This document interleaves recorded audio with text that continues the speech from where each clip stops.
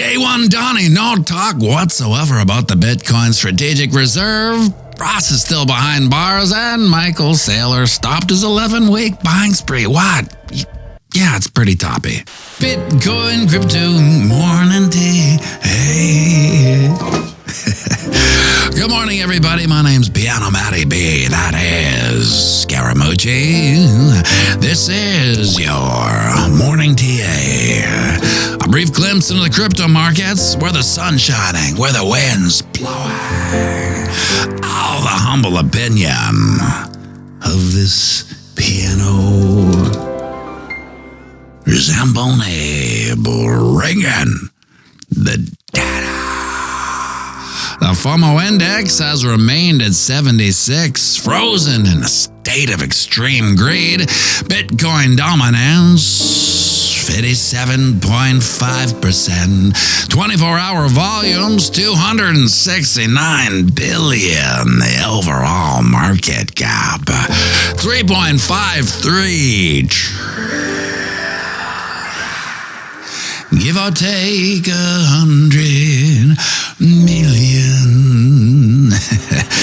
Well, there was a lot of talk coming from the inauguration theater. Absolutely nothing about Bitcoin. And the market, well, she no like it after waiting for anything Bitcoin related to drop from day one Donnie's mouth. The market rattled itself into a tizzy. It started to sell off, crashing through the 20 moving average in our channel of eternal monotony's resistance, which was acting as support, finding a bottom and a bounce in the loving arms of the 50 moving average at $100K, and has huffed and puffed back up to, at time of production, 102.7, placing us in the upper east side of our channel and carving out a cute little bear flag. And the price probability of this pattern is, and sing it with me now. Oh, you take the pull, you slide it all, the breakout point, and then we're all at 95.5-ish, which is exactly at that support level of this channel. So, the arbitrary doodles on this chart, they're lining up. Now, the good news is that we did make a new all-time high yesterday, so we're not just putting in price action rejection letters. We are establishing continued bullish landmarks. What I'd like to see today is to get back up and over this channel's resistance, 103.3, then proceed to rise above the 20 moving average at 104 and start closing candles at or above this wick up at 107. That will on one hand invalidate the bear flag we are currently thumb wrestling with and reestablish our bullish momentum we've been riding since we bottomed out last Monday. Yes, Monday. It's hard to believe, but 1 week ago, we threw a long-haired don't care wick down to 88.8 and have been inching back up ever since. Now we can't hang our hats on day one Donnie saying or not saying anything about Bitcoin, but we can give pause to Ross Albright still being in jail. However, it's the humble opinion of this piano that both of these situations will be taken care of very shortly, but we have to remember above all things that happen or don't happen, Bitcoin doesn't need the U.S. government. The U.S. government needs Bitcoin. And that's all you got to know. And it's what we've known all along. But sometimes we forget because we're silly little human so-and-sos.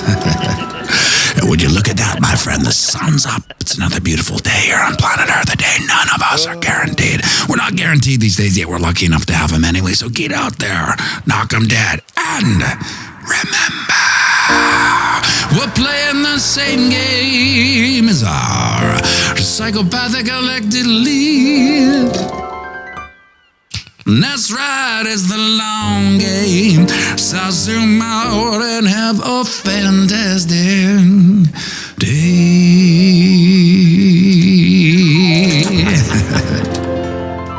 And we'll be going live right away, so grab yourself a coffee, join me for a quick one, and by all means, sing it with me now. Or on the banks of boom dash bang, Bitcoin, crypto, morality, hey, ching.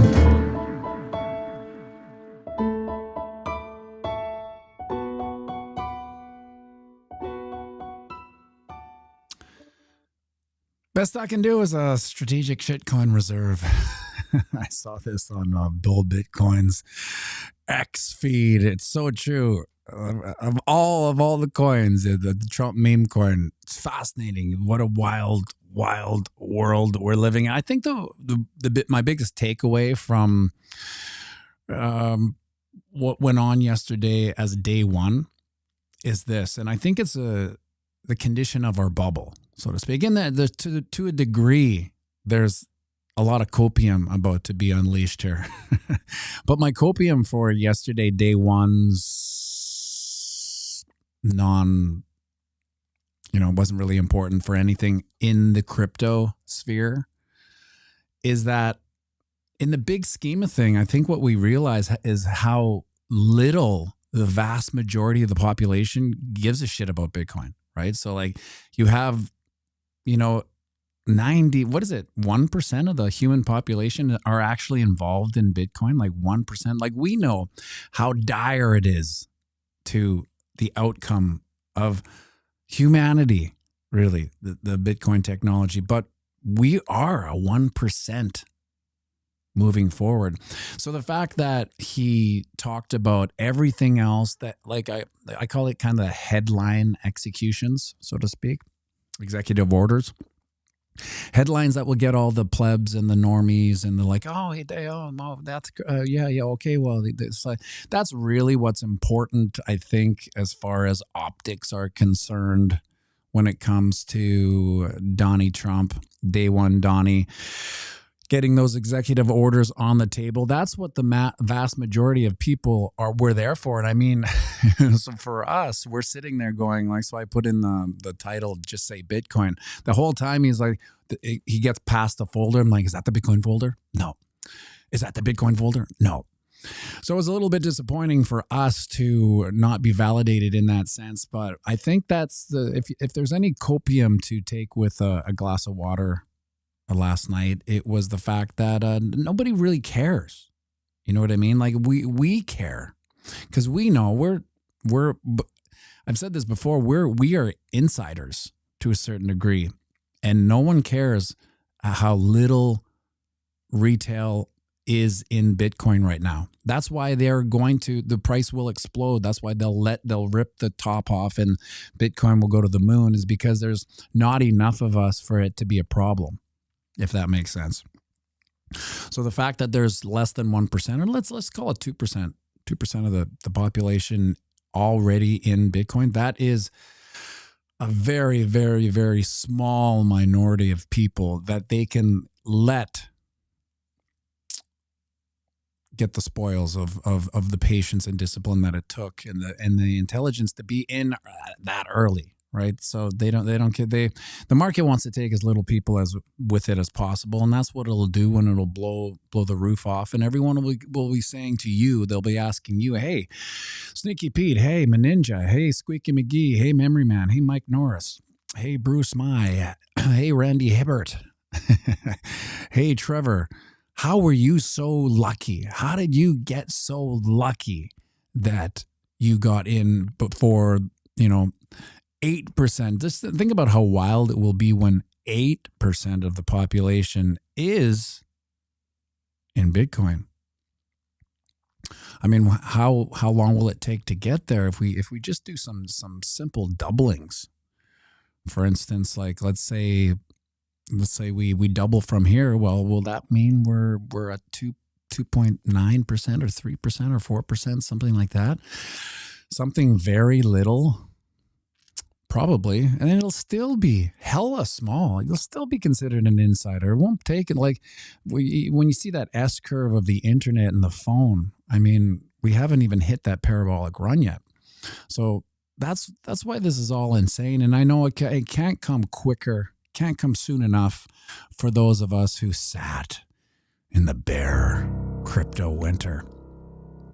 I mean, those are dark times. It was a tough one. When I look back at it, it doesn't seem that tough for some reason. Like I find it kind of tougher now than I did in the bear market, as far as, you know, anticipating price action. So I think to a certain degree, there was our bias as we are in the bear and we are quite comfortable with it. We knew we were aware of what was going to not happen, so to speak. And what was not going to happen is the price was not going to go up. And indeed, that's what it didn't do. And then when it started going up, it went up so slow that you could almost not see it. As like a mirage that never came. You know, when you're driving down the highway, is that water there? What is that, fumes? And it just never comes. So that's what we see. BC Alva, I slept better in the bear. Yeah, I think I did too, because we are living. What is it called? The sword of Damocles. We are kind of living underneath the price action sword of Damocles, so to speak. Like every time there's an all-time high, the sword of is that the top comes in. Do you know what I mean? And so the good news about yesterday is that isn't this wild that, you know, well, take a look at it here. You see that 88.8 right there? That was 1 week ago. 1 week ago, we threw a long-haired don't care wick down at 88.8. It's hard to believe. And then we went up $20,000. $20,000. That's crazy, right? But at the same time, it's not crazy enough. You know what I mean? Like, that's a hell of a run up. 20K, 89 to 109. That's a hell of a run up, but still not enough. So our anticipation of where the bull market should go and why it isn't there is harder to understand and fathom and fall asleep to than it is knowing we're in the bear market for, 12 to 24 months. For some reason, it's easier to accept that now. Every time there is an all-time high, people that have been in here long enough have to ask themselves, is that the top? Is that the top? Because as much as it would absolutely surprise me to no end if 109 was the top, it also wouldn't. You know what I mean? Like when we also revert back to diminishing returns to top out at 69, whatever it was last year. And then, we're not going to get these 10Xs, or will we? Now, the sentiment has changed radically now that there wasn't day one. But you just like anything, my friends, you have to be patient for these things. I would think that his advisors, who are probably all steeped in Bitcoin, make no mistake, they're also smart enough to know that, well, no one cares. You don't have to really do, day one strategic Bitcoin reserve. It's a function of the future, I think, for them. So there is no headline in it. So for us, let's say today, he signs the 165th executive order, and it's the Bitcoin strategic reserve, whatever that is. We would go crazy. You know what I mean? It would be vindication to a certain degree, and but no one else would. I mean, remember, 1% of the population would go crazy. It wouldn't even, like, if there was a little tick meter, it'd be like Bitcoin strategic reserve right here, signing it into law. It would just be like this. You wouldn't even see it. Sneaky Pete, feels like when we were all waiting for the ETF approval confirmation. Yeah, like that could be the story of this bull run. And I mean, I hope it isn't Sneaky Pete, but I do think, where was Calder's? Let's get this over 100 likes. Less than half the people watch the video liked it. It's tough. It's a tough go here with these likes here. I'm going to stop talking about it. Threw me off. See, that's why I can't look at the metrics while I'm doing this. What was I talking about? Oh yeah, the narrative of the last bull run was we were waiting for the ETF approval, and that was going to take us to the moon. And then maybe this bull market, the narrative was the strategic Bitcoin reserve. So yeah, the ETFs came out of that. But now it's the strategic Bitcoin reserve, and we'll just be chasing this carrot, thinking, oh, it's around the corner.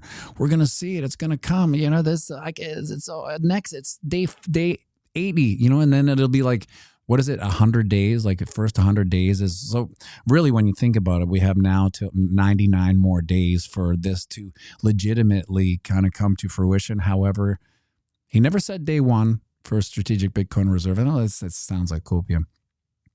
He did say day one for Ross Ulbricht, and maybe he did. Maybe he was in that 1500, but I think there would have been more Twitter pushback on it had he been released on day one. Because I think that, and to a certain degree, I think for the consensus and the sentiment of the crypto sphere, I think that would go a long way. And it, didn't happen. So I don't know.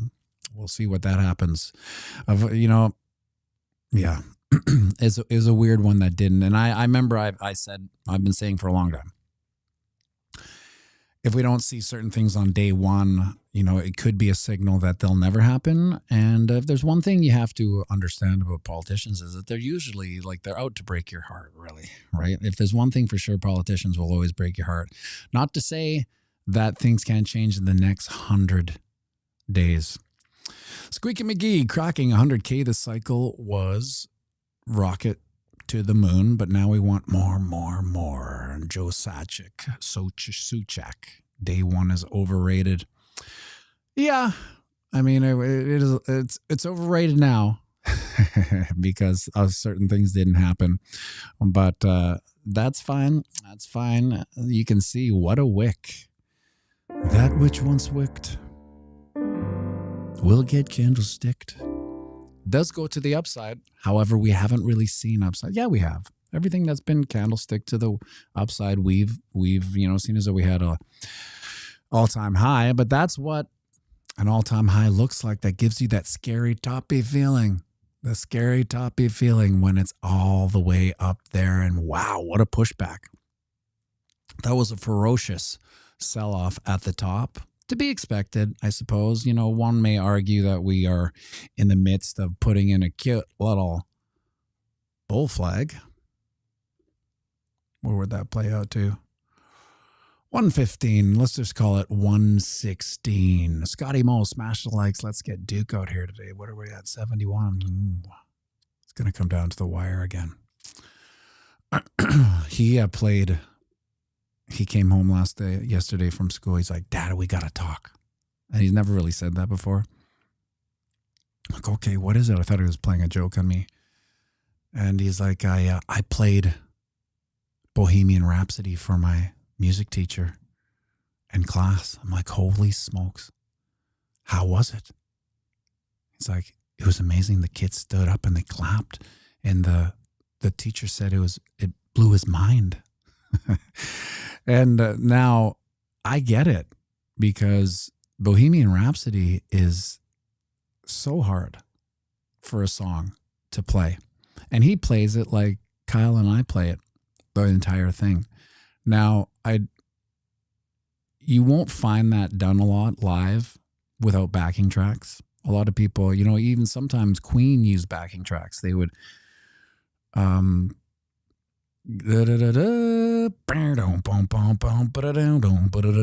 that's when they would hit a backing track and they would go off stage and then they'd come back, right? Because it's so hard to play. But Duke actually plays it in its entirety as well. We're having a little pump here. Will we hit 105? What do we have to say here? I said 107, right? Yeah, where this wick was. If we hit 107, put a little doohickey here, 107, then we will continue this momentum. This will be more or less a V-shaped recovery of sorts, and just this a disappointment V-shaped recovery. No big deal. Something that is a big deal though is this weekly close. Actually, is it the biggest deal that we don't close up here? Yeah, it is, but it isn't. Like we need to break out of this. We need to put this back in the memory hole, being in here, because it's been a long time. This is November. So 1, 2, 3, 4, 5, 6, 7. This is, we're working on 3 months in this bull flag. It's a long time. And I mean, it's to be expected, I suppose. We've been consolidating.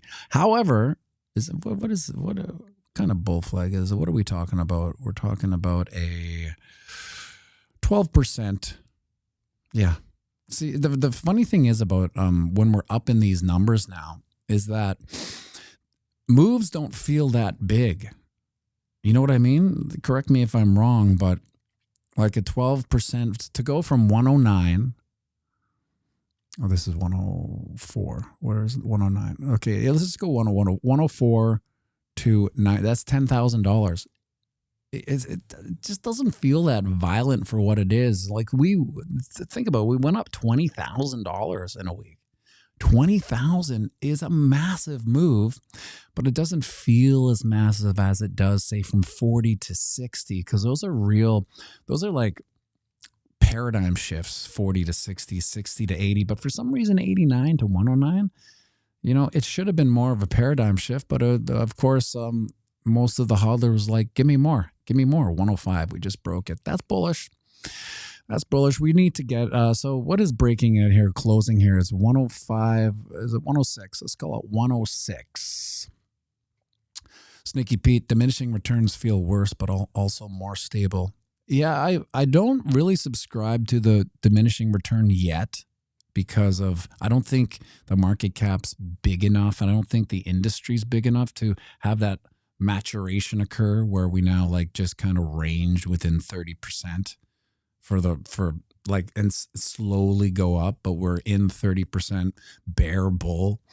I don't think we're there yet. I think that will be maybe in 2 cycles, 2 to 3 cycles. Maybe. I'm not sure. Anyway, closing this week at 106 would be, min bullish, because of course, if we don't, we stand the chance of getting rejected and going down. Can you imagine going down to 95?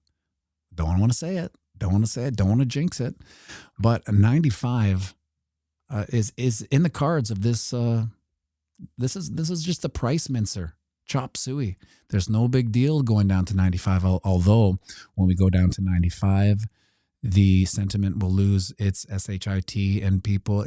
We go from all-time highs to it's over in like 5 minutes. All-time high. I can't believe it. This is unbelievable. Then it goes down. It's over. We're done.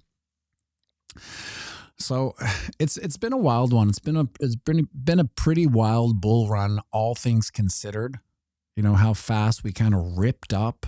And yeah, we had the summer bummer, and it was long, and it was, man, the summer bummer took more out of me than the bear market. I don't know about you, but from, April to call it September, that was harder for me on all levels, like as a investor, hodler, content creator than the bear market. It's just something comfortable in the bear market. I've been saying I'm looking forward to the bear market. Most people that tell me they think they've missed it, and when's the next time to, look at Bitcoin? Like, isn't that funny that there's a lot of like retail noobs that are like, I missed it. Like they're cognizant enough to think that they've missed it, and now they're looking into the future. When can I start, when would be a good move? Like thinking that, it's very toppy right now. How do they know anything? Hi, Duke. What's that? Well, the questions, we have 80 likes here. The question is, do you want to play at 80 likes or do you want to say no? You need to eat breakfast? You sure? I'll play. You will play? Kind of breaking the rules here, though. It's okay. You can do it. It's been a while. What are you going to play? Have a seat. I'm gonna play. Is this the real life? Is this just fantasy? Caught in a landslide, no escape from reality. Open your eyes, look up to the skies and see. I'm just a poor boy, I need no sympathy. I'm just a poor boy, I need no sympathy. 'Cause I'm easy come, easy go, little high, little low. Any way the wind blows, nothing really matters to me. To me.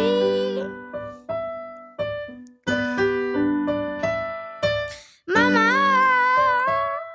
just killed a man, put a gun against his head, pulled the trigger, now he's dead. Mama, life has just begun, and now I'm gonna throw it all away. Mama,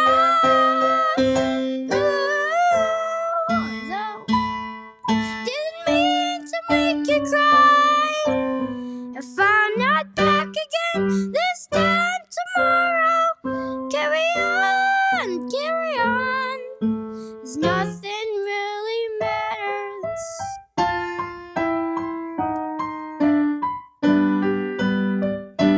Hit those likes for Duck Duck. Too late, my time has come. Sent shivers down my spine. Now I'm aching all the time. Goodbye, everybody. I've got to go. I gotta leave it all behind to face the truth. Mama, ooh, where the wind blows. I don't wanna die. Sometimes wish I'd never been born. No.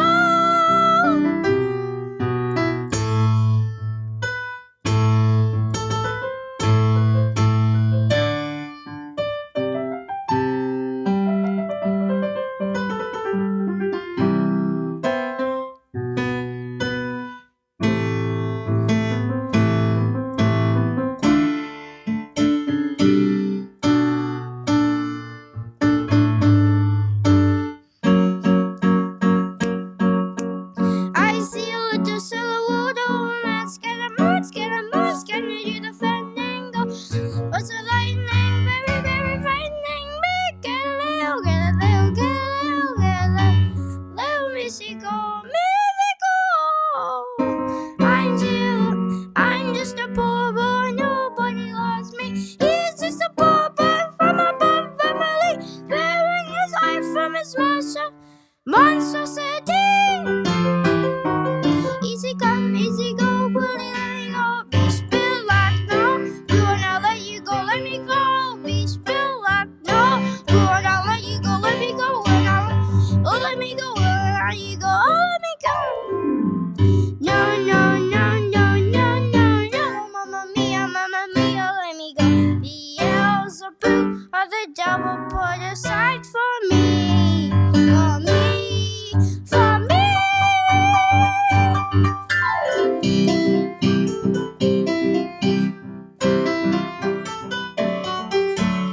So you think you can stop me and spit in my eye?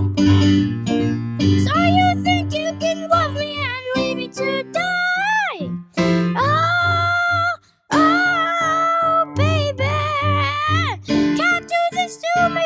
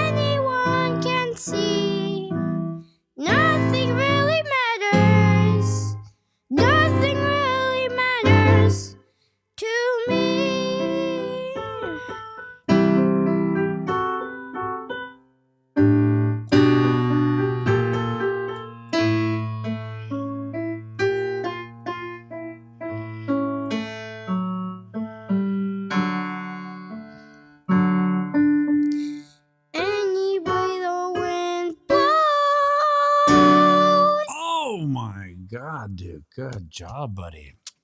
That was amazing. Good for you. That's unbelievable. You're 9 years old, kid.